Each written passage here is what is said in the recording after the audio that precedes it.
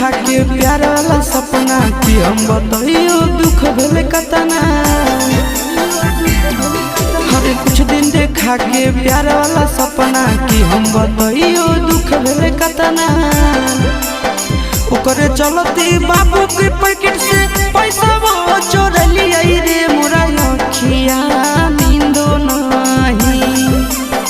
ओकरे चलती बाबू के पैकेट से पैसा वो चोर लिया रे मोरा अखिया नींदो नहीं। से हो रे छोड़ी के दोसर ले जाए रे मोरा अखिया नींदो नहीं। से हो रे छोड़ी के दोसर ले